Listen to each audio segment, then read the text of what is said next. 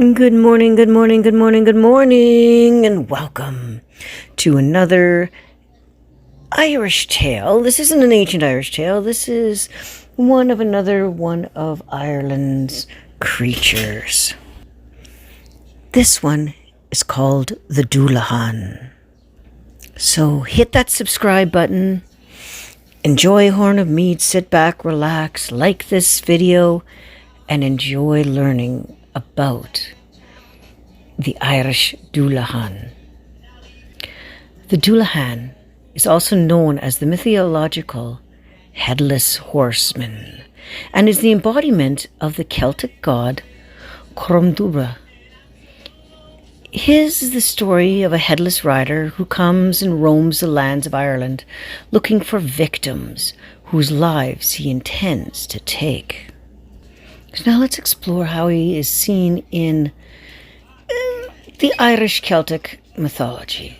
The Dullahan is one of the most well-known tales in Irish mythology, and the story became so popular over time that it turned into the Headless Horseman, has become a key character used in the mythology of many other cultures, as well as in modern horror stories, such as Sleepy Hollow.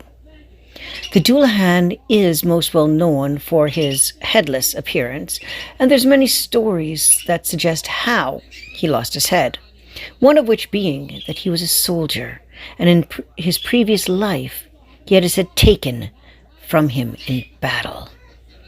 His roaming has been depicted as him searching for his lost head for all eternity. However, some stories suggest that he's already has his head and that he rides with a much darker purpose, believed to be so bitter about his own death that he searches for other souls to take with him to the afterlife. The Dullahan is commonly portrayed as either riding on the back of a black horse, also headless, or riding a black carriage that is pulled by 6 black horses, known as the death carriage. It is said that these horses ride so quickly and so fiercely that the fire emits from both their nostrils and their hooves as they strike the ground. The carriage that some believe he rides is made for coffins, tombstones, and bones, indicating his evil intent to take innocent lives. He wears a long black cloak that flows behind him as he rides through the lands, and he is known to hold his severed head high into the sky in search for the souls that he wishes to take.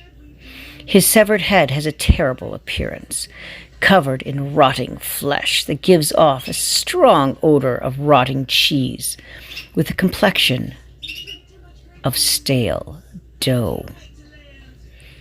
His eyes are lit up with an evil fire that are darting back and forth, constantly looking for victims.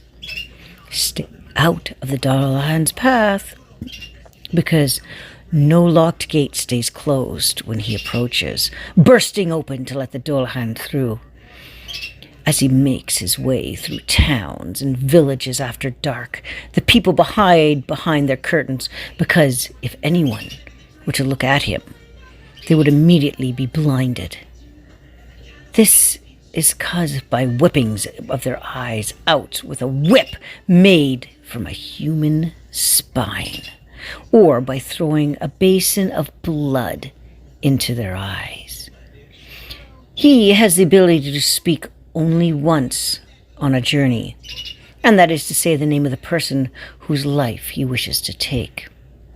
Once the Dullahan states the name, that person's soul is called to death, and there is no defying this call. The Dullahan does this when he stops, and it is then that he will call the name of his victim, and that person will die. The Dullahan is believed to appear after sunset on certain festivals and feast days, which is when the people know to be wary of the looking outside after the sun has gone down. The only thing that can frighten him is precious metal, which when thrown on the ground before him can cause him and his horses, or horse, to suddenly stop in their path and turn and flee. During the period when the story of the Dullahan was most popular in Ireland, families were likely to possess gold, and as such they were told to use the gold to frighten him if he called upon the horses and their house. Sacrifices of the Irish Celtic god of fertility, Crom. This depiction of the Headless Horseman is believed to have been developed as the embodiment of an ancient Irish Celtic god of fertility, Crom. King Tyrmus, the King of Ireland long ago, in an era when human sacrifices to the gods were believed to be popular ritual, they worshipped Crom. Crom demanded human lives every year to be sacrificed in his name. And the method of sacrifice that he asked for was decapitation. In the 6th century, when Christianity took over Ireland, these sacrificial rituals were, of course, condemned, and as Christianity grew in popularity, they stopped altogether. This was when the story of the Dullahan became first prevalent, as the Irish people believed that Crom took his physical form in order to continue getting the sacrificial souls that he called for. Now let's look at some of the other cultures that have used the Headless Horseman. The myth of the Dullahan has evolved from human form of Crom into many different depictions of the Headless Horseman in various culture.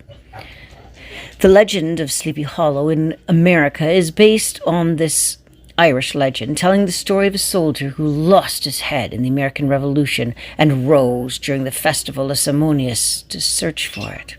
It is also found in a number of German stories, such as the tales of the Brothers Grimm. Other German stories tell of a headless horseman who blows a horn to warn the huntsman not to ride, as death will befall them that day. In modern times, the Dullahan has been popularized as an evil character in many computer games and fantasy stories. Thus, the legend of the Dullahan, one of the most represented Irish legends, will continue to live. The big difference, you might say this sounds a lot like the Banshee.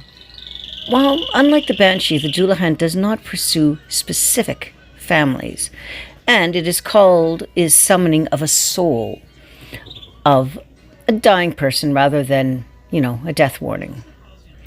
Around midnight, on certain Irish festivals or feast days, this wild and black-robed horseman may be observed riding a dark, snorting steed or horses and carriage. Dullahans are headless, and whoever one stops mortal death soon follows. A Dullahan will stop its snorting horse before the door of a house and shout the name of a person about to die, drawing forth the soul at his call. He may also stop at the very spot where the person may die. W.J. Fitzpatrick, a storyteller from the Moran Mountains in County Down, recounts, "I seen the Dullahan myself, stopping on the brow of the hill between Brannesford and Moniscap late one evening. Just as the sun was setting, it was completely headless, but it held up its own head in its hand, and I heard it call out a name. I put my hand across my ears, in case the name was my own, so I couldn't hear what was said. When I looked again, it was gone. But shortly afterwards, there was a bad car accident on that very hill, and a young man was killed. It had been his name that the Dullahan was calling." The Dullahan's abilities. He has a limited power of speech, which is the one word like was mentioned. Its disembodied head is permitted to speak only once. But the Dullahan possesses supernatural sight. By holding his severed head aloft, he can see for vast distances across the countryside, even on the darkest night. Using this power, he can spy the houses of the dying person, no matter where it lies. On nights of the Irish feast days, it is advisable to stay home until dawn. At the end of August or early September, when the festival of Crom repeatedly took place. This was not one of the four major ones, but this might have been a minor one that took place. The four fire festivals would be the main ones when everybody in Ireland would get together. If you have to be abroad at this time, be sure to keep some gold in your pocket, as an artifact made of gold may frighten him away, for the Dullahan appears to have an irrational fear of this precious metal. Even a small amount of gold may suffice to drive them off, as the following account from County Galway recites. A man was on his way home one night between Roadstand and Bailey Connolly, and it was just getting dark, and all of a sudden he heard the sound of horse hooves pounding along the road behind him. Looking around, he saw the Dullahan on his charger horse, hurtling toward him at a fair speed with a loud snort. He made a run to the thing, came on after him, gaining on him all the time. In truth, it would have overtaken him and carried him away, and has not dropped a gold headpin from the folds of his shirt on the road behind him. There was a roar in the air above him. When he looked again, the Dullahan was gone. He is said, like was mentioned before, to be the embodiment of an ancient Celtic god, Crom or Black Crom. Crom was worshipped by the prehistoric King Tagras, who ruled Ireland for about 1500 years ago, and who legitimized human sacrificing. Being a fertility god, Crom demanded human lives each year, and the most favored method of sacrificing being, decapitation. The worship of Crom continued in Ireland until about the 6th century, like was mentioned, when Christian ministry arrived and took over. Some other names for Dullahan can be Gan Ceann, meaning without a head, and also a mythological creature that was mentioned before. Some other places you can find it in modern pop culture is the fantasy film, of course, Darby O'Gill and the Little People, features a Dullahan who drives the death coach. When it arrives, it calls Darby's name in place of his daughter, and he enters the coach through which he's saved by the king of the leprechauns. Dullahan is commonly named for the Headless warriors, primarily knights. In Japanese video games and anime, the influence from this has resulted in Japanese young adult media commonly portraying Dullahans with traits not associated with the original Irish folklore, such as wearing pale armor. In the anime Durgokuta, one of the main characters, Sally Surstern, is a Dullahan that came to Japan from Ireland in search of her stolen head. Irish author Derek Lanley's work draws from Irish folklore.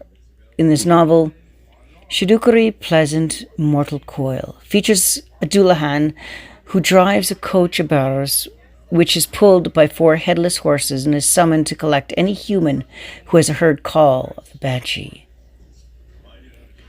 So, be warned when you walk at night of the Dullahan.